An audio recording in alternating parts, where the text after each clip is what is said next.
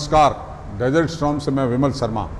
आज हमारे साथ चाय पे चर्चा पर एक ऐसी शख्सियत है जो राजनीतिज्ञ नहीं है, जो एक डॉक्टर है, और डॉक्टर भी ऐसे जिन्होंने समाज को बहुत कुछ दिया है और समाज सेवा, चाहे वो सरकारी सेवा में रहे हैं, उसके बावजूद उन्होंने समाज सेवा को सर्वोपरि माना है। हाल ही में उन्होंने सेवानिवृत्ति ली है और सेवानिवृत्ति के बाद में वे समाज सेवा में जुड़ गए हैं, प्रत्यक्ष रूप से समाज सेवा में लगे हैं, चाहे वो डॉक्टरी का पेशा हो उसके माध्यम से, चाहे अन्य माध्यमों से वे समाज सेवा में जुड़ गए हैं। आज हम ऐसे संघर्षशील व्यक्ति के साथ भी चर्चा कर रहे हैं, वो बाल्यकाल में जिनके साथ एक ऐसी दुर्घटना हुई जिस दुर्घटना से उनको अपना एक पाँव गंवाना पड़ा, और उसके बाद जिस तरह से संघर्ष करके उन्होंने ये मुकाम हासिल किया, इस स्थिति में आज पहुँचे और डॉक्टर बनके और एमडी की पढ़ाई की उन्होंने, ये करके और समाज सेवा जुड़े रहे। आज हमारे साथ है डॉक्टर दामोदर खत्री। हम आपका स्वागत करते हैं हमारे चैनल पर। सबसे पहले तो डॉक्टर साहब से मैं ये पूछना चाहूँगा कि जिस तरह से आपकी एकदम 8 वर्ष की उम्र में दुर्घटना हुई थी, दुर्घटना भी ऐसी हुई भीषण कि आपको एक पाँव गंवाना पड़ा, आप एक पाँव से विकलांग हो गए, उसके बावजूद भी आपने हिम्मत नहीं हारी और किस तरह से आपने संघर्ष करके पढ़ाई की और किस तरह से डॉक्टर बने आप। सर्वप्रथम तो मैं डेजर्ट स्टॉर्म का धन्यवाद देता हूँ, साथ में दर्शकों का सादर अभिवादन करता हूँ। जब मैं 8 वर्ष का था, मैं दुर्घटनाग्रस्त हुआ। 1974 की घटना है। मेरे ऊपर से ट्रक गुजर गया, जैसलमेर की घटना है बाल्यकाल के अंदर, और उस दुर्घटना में मुझे पाँव गंवाना पड़ा। उस समय मैं 3री कक्षा में पढ़ता था। सब कुछ आंखों के सामने अंधेरा आ गया, असमंजस की स्थिति हो गई, जीवन कैसे आगे बढ़ेगा, प्रश्नवाचक चिन्ह लग गया। मैं बैसाखियों पर आ गया, विद्यालय जाता, बैसाखियों पर जाता, कंधे पर थैला लटकाए हुए। बड़ी बच्चे भी, उस समय की ऐसी स्थिति थी कि जाता था, बच्चे भी चढ़ाते थे। उस परिस्थिति के अंदर मुझे मेरे घर वालों ने, विशेषकर मेरे सबसे बड़े भाई साहब मोहनलाल जी ने मुझे संबल दिया। उन्होंने मुझे प्रोत्साहन दिया और अपने घर वालों के प्रोत्साहन से, अपने कुछ मित्रों के सहयोग से और अपने गुरुजी माननीय सौभाग्यमल जी जैन, उनकी प्रेरणा से मैं आगे बढ़ता गया और 11वीं कक्षा तक मैंने जैसलमेर में अध्ययन किया। उसके पश्चात जोधपुर में लाचू मेमोरियल कॉलेज में एडमिशन लिया बीएससी फर्स्ट ईयर में, और 1986 के अंदर मेरा एमबीबीएस में doctor SN medical college Jodhpur में चयन हुआ। वहाँ से मेरी चिकित्सकीय यात्रा प्रारंभ हुई। 1992 में मेरा ये अध्ययन एमबीबीएस का पूर्ण हुआ और 1994 के अंदर सामुदायिक स्वास्थ्य केंद्र रामगढ़ में मेरी प्रथम नियुक्ति हुई। डॉक्टर साहब, आपने अपने संघर्ष की कहानी बताई जब तक आप एमबीबीएस बन के ज्वाइन किया। आपके साथ एक बड़ी दुर्घटना हुई, आपने ये डॉक्टरी का पेशा ही क्यों चुना? डॉक्टरी का पेशा तो मेरा शुरू से गणित की रुचि थी और मैं बड़ा होकर इंजीनियर बनना चाहता था। मेरा सपना था पायलट बनने का, लेकिन स्थिति ऐसी हो गई, शारीरिक ऐसी परिस्थिति ऐसी बन गई कि मैं ये नहीं कर पाया। मेरे शुरू में मैंने अपना ऐच्छिक विषय गणित ही लिया था और गणित में 100% अंक भी बोर्ड में मैंने प्राप्त किए थे, लेकिन ऐसी परिस्थितियाँ बन गई। किसी ने मुझे 1-2 जनों ने सलाह दी कि आप इंजीनियर बनोगे तो फील्ड वर्क बहुत होगा, कभी खेतों में जाना पड़ेगा, कभी खंभों पर चढ़ना पड़ेगा, तो आपके लिए शारीरिक दृष्टि से उपयुक्त नहीं है। तो मैंने गणित विषय छोड़कर बायोलॉजी लिया और मेरी धारा बदल गई और चिकित्सक बन गया। नियति को जो मंजूर होता है वही होता है। आपके मन में उड़ान तो थी आसमान उड़ने की, मगर नियति को ये मंजूर नहीं था, इसलिए आपको भगवान ने भी कुछ इस तरह से भेजा कि आप समाज सेवा कर सकें। डॉक्टर को आज के युग में एक भगवान का दर्जा दिया जाता है और आपने डॉक्टर के रूप में जो सेवाएं दी। अब आपसे चर्चा करना चाहूँगा कि आपका जो डॉक्टरी का पेशा आगे बढ़ता गया, आपने जिस तरह से जैसलमेर में, मुझे याद है वर्षों पहले ब्लड बैंक नहीं हुआ करता था, उस समय आम आदमी को बहुत परेशानियों का सामना करना पड़ता था, मगर आपने जब से ब्लड बैंक ज्वाइन किया उसके बाद की क्या परिस्थितियाँ रही, कैसे उसका डेवलपमेंट किया, किस तरह लोगों को इनक्रेज किया रक्तदान करने के लिए? मैंने जयपुर से एसएमएस मेडिकल कॉलेज से पैथोलॉजी में एमडी किया। एमडी करने के पश्चात 2002 में जैसलमेर श्री जवाहर चिकित्सालय जैसलमेर में रक्त कोष प्रभारी और पैथोलॉजिस्ट के रूप में कार्य ग्रहण किया। उस समय यहाँ की परिस्थिति बड़ी ही विकट थी, दूर दराज इलाका था, लोग अशिक्षित थे, रक्तदान के बारे में लोग समझते नहीं थे, रक्त कोष में रक्त की कमी रहती थी। ऐसे में लोग रक्त के लिए भटकते थे। रक्त को के लिए डॉक्टर कहते थे, ऐसा लगता था कि जैसे उनके से बहुत बड़ी चीज़ मांग ली। ये मेरे लिए बड़ी चुनौती का विषय था। इस चुनौती को आपने किस तरह से स्वीकार किया? और आज स्थिति ये है कि हमेशा ब्लड बैंक में रक्त कोष का भंडार रहता है, आम आदमी को कभी परेशानी नहीं आती।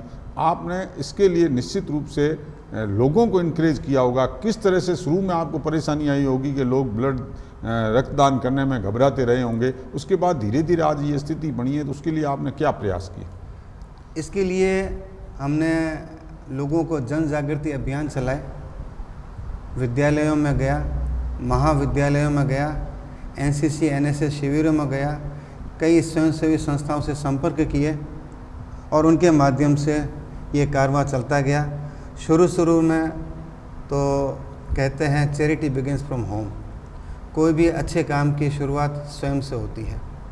तो सर्वप्रथम हमने हमारे समाज का एक शिविर लगाया। शिविर लुधुरवा के अंदर लगा। लुधुरवा हमारे समाज का मेला भरता है प्रतिवर्ष। उस समय मैंने खुद ने रक्तदान किया और उस समय 17 यूनिट रक्त का संग्रहण हुआ।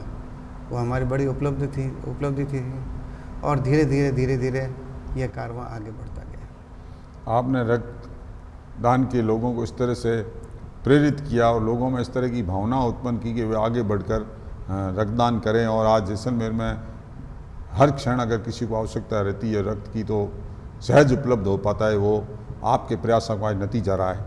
मैं आपसे एक सवाल पूछना चाहूँगा इस संबंध में कि आपको जिस तरह से आप इंजीनियर बनना चाहते थे, विकलांगता के कारण, शारीरिक भी कारण था, वो नहीं बन पाए, डॉक्टर बनने के बाद में कभी आपको ऐसा हुआ कि मेरे साथ कुछ इस तरह का बर्ताव हो रहा है या मुझे काम करने में कठिनाई हो रही है?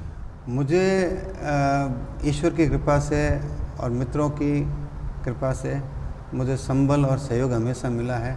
मुझे किसी प्रकार भी कभी भी शारीरिक दृष्टि से कभी ये मेरे लिए अवरोध साबित नहीं हुआ और मैं किसी तरह की कोई कष्ट नहीं हुआ। जहाँ भी मैं रहा, मैं निश्चित तौर से मुझे संतोष है कि मैं अच्छे ढंग से अपना कार्य संपादित कर पाया। हम चर्चा कर रहे हैं एक संघर्षशील डॉक्टर साहब के साथ में, चर्चा जारी रखेंगे। उन्होंने अपने संघर्ष की कहानी बताई, किस तरह से उन्होंने संघर्ष करके डॉक्टर बने।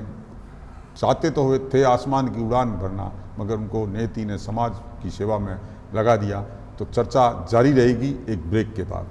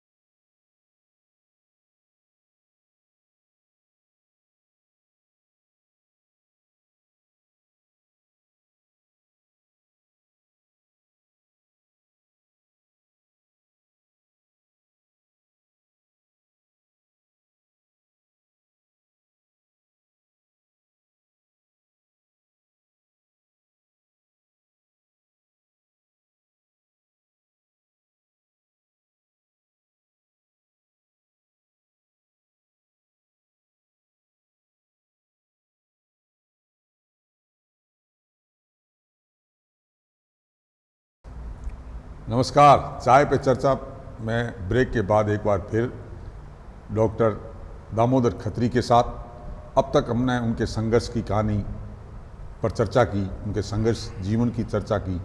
अब दूसरे पक्ष में अब उनसे चर्चा करेंगे उनके समाज सेवा के, किस तरह से समाज सेवा कर रहे हैं, किस तरह से वे डॉक्टर का पेशा तो कभी समाप्त नहीं होता। डॉक्टरी सरकारी नौकरी छोड़ के प्राइवेट में किस तरह से लोगों को वो सेवा करना चाहते हैं, आम गरीब आदमी को किस तरह से वे अपनी सेवाएं देना चाहते हैं। और साथ ही चर्चा करेंगे उनके रुचि के बारे में, किस तरह की उनकी रुचि है, किस क्षेत्र में उनका ज़्यादा झुकाव रहता है कि समय मिले तो मैं इस क्षेत्र में भी कार्य करूं या इस क्षेत्र में भी अपना हुनर दिखाऊं।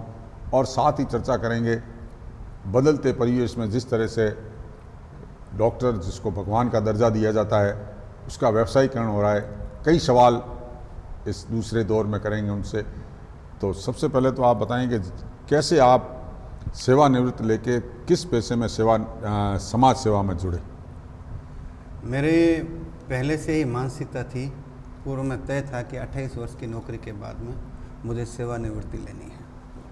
तो 28 वर्ष, इससे के लिए मैं साल भर पहले से प्रयासरत था और सौभाग्य से 28 वर्ष पूर्ण होने पर मैंने स्वैच्छिक सेवानिवृत्ति ले ली है। अब मेरी अभिरुचि समाज सेवा करने की है, तो जो भी अवसर मिलता है मैं समाज सेवा में सहभागिता निभाता हूँ। आप समाज सेवा में निश्चित रूप से आम पब्लिक के काम आते हैं, मगर आपने एक क्षेत्र चुना हुआ है, संघ की जो विशेष शाखाएं हैं उनके माध्यम से आप समाज सेवा करते हैं, जैसे सेवा भारती है या अन्य साधन हैं, शिक्षा के क्षेत्र में है, सामाजिक क्षेत्र में सेवा का रूप दे दें उसके क्षेत्र में है। तो इस तरह से किस किस क्षेत्र में आप अपनी सेवाएं दे रहे हैं? मैं संघ का स्वयंसेवक तो बचपन से हूँ। संघ की कई शाखाएं हैं, धाराएं हैं। उसके अंदर प्रमुख जो धारा है जिसमें सक्रिय भूमिका अदा करता हूँ वो है सेवा भारती। सेवा भारती का कार्य क्षेत्र वंचित, पीड़ित, पिछड़ी हुई, अभावग्रस्त जो बस्तियां हैं वो इनका कार्य क्षेत्र है। वहाँ पर हम सेवा कार्य करते हैं। किस तरह से सेवा कार्य होता है कि मतलब वंचित और वो है, किस तरह का मेडिकल या अन्य प्रकार की सेवा, किस प्रकार की सेवा? ये जो बस्तियां जो मैंने बताई, ये जो क्षेत्र है, ये निश्चित तौर से पीड़ित है, समाज की मुख्य धारा से कटे हुए हैं। ये लोग अपने आप को पीड़ित न समझें तो उनको हम विभिन्न प्रकार के आयामों से शिक्षा, संस्कार, स्वास्थ्य, स्वावलंबन, समरसता, विभिन्न प्रकार के आयामों के माध्यम से उनको संस्कारित करते हैं और समाज की मुख्य धारा से जोड़ने का प्रयास करते हैं। आपको इस तरह के जो आप कार्य करें उसमें आपको जनजीवन में बदलाव लग रहा है? कुछ बदलाव हो रहा है आपके प्रयासों से? निश्चित तौर से बहुत परिवर्तन आ रहा है। हमें अगस्त माह के अंदर जोधपुर के अंदर उत्कर्ष क्लासेस चलती है। उनके संचालक माननीय भामाशाह निर्मल जी गहलोत, उन्होंने अपने 44वें जन्मदिन पर सेवा भारती को 44 वाहन भेंट किए और साथ में विशाल रक्तदान शिविर आयोजित किया जिसमें 5000 से ज़्यादा रक्त संग्रहित हुआ। उसके अंदर उन्होंने जो 14 तो एम्बुलेंस दी, चल चिकित्सा वाहन और 30 स्कूटियाँ दी। ये सेवा भारती के विभिन्न जिलों के अंदर ये चिकित्सा वाहन चलते हैं। इसी उपक्रम के अंदर जैसलमेर सेवा भारती को एक चल चिकित्सा वाहन मिला है और यह चल चिकित्सा वाहन विभिन्न प्रकार के बस्तियों के अंदर हम जाते हैं। वहाँ पर पहले हम चर्चा करते हैं, स्वास्थ्य के बारे में बैठाकर स्वास्थ्य के बारे में जानकारी देते हैं, फिर हम उनका इलाज करते हैं। और विभिन्न प्रकार के जो हमारे सेवा कार्य चलते हैं संस्कार के अंदर, वहाँ भी उसके माध्यम से बस्तियों में परिवर्तन हुआ है। डॉक्टर साहब, जिस तरह की सेवा आप कर रहे हैं, जिस तरह से विभिन्न प्रकल्पों के माध्यम से सेवा करें कच्ची बस्तियों में वंचित लोगों को, तो आपके क्या अनुभव कहता है कि आपने क्या परिवर्तन देखा पिछले सालों में? हम जब बस्तियों में जाते हैं वहाँ पर बाल संस्कार केंद्र संचालित होते हैं। बाल संस्कार केंद्र के अंदर बच्चों को संस्कार युक्त शिक्षा दी जाती है। उसके अंदर बच्चों को कई तरह के संस्कार दिए जाते हैं। आध्यात्मिक धार्मिक संस्कार दिए जाते हैं। बड़ों का और माता पिता के चरण स्पर्श, गायत्री मंत्र, अनेक प्रकार की वंदनाएं वो उनको सिखाई जाती है। जब अपन देखते हैं कि इन बस्तियों के बच्चे सुबह उठते अपने माता पिता के चरण स्पर्श करते हैं, वंदना बोलते हैं, भोजन मंत्र बोलते हैं, गायत्री मंत्र बोलते हैं, जब उनको देखते तो निश्चित तौर से मन बड़ा प्रसन्न होता है। इसके कारण कई बार कई जगह ऐसा देखा है कि हम सत्संग केंद्र भी चलाते हैं इन बस्तियों के अंदर। सत्संग केंद्र के माध्यम से आध्यात्मिक परिवर्तन हुआ है और कई बस्तियों के अंदर जो नशा पता करते थे तो नशा पत्ते के अंदर निश्चित तौर से कमी आई है।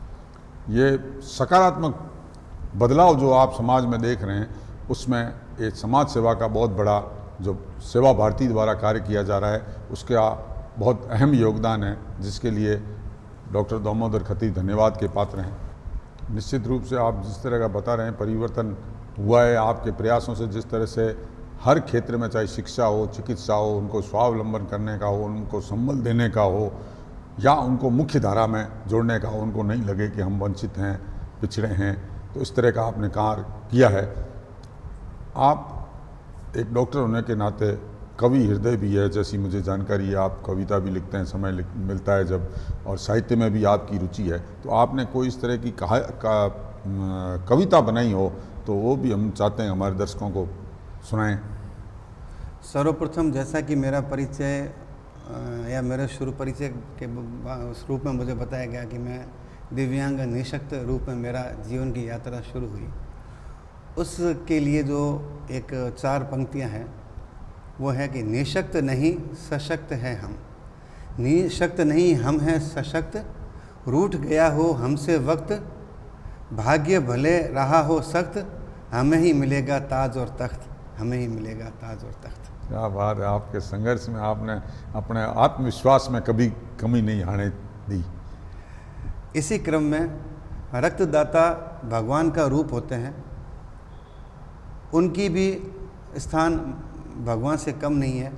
तो रक्तदाता की स्तुति मैंने एक कविता के माध्यम से आपके सामने प्रकट कर रहा हूँ। जय जय जय रक्तदाता, जय जय प्राणदाता, जो रोगी तुमको ध्याता उसके प्राण बचाता, जय जय रक्तदाता। ददीची करण शिबीसा तू अद्भुत दाता, देवदूत इस युग का यमदूत भी घबराता, जय जय रक्तदाता। यम चंगुल से प्राण तू खींच लाता, मरणासन का छाता विघ्न हरण विधाता, जय जय रक्तदाता। बिना रक्त तड़फती जब कोई माता, तब तू भाग कर आता बन कर के भ्राता, जय जय रक्तदाता।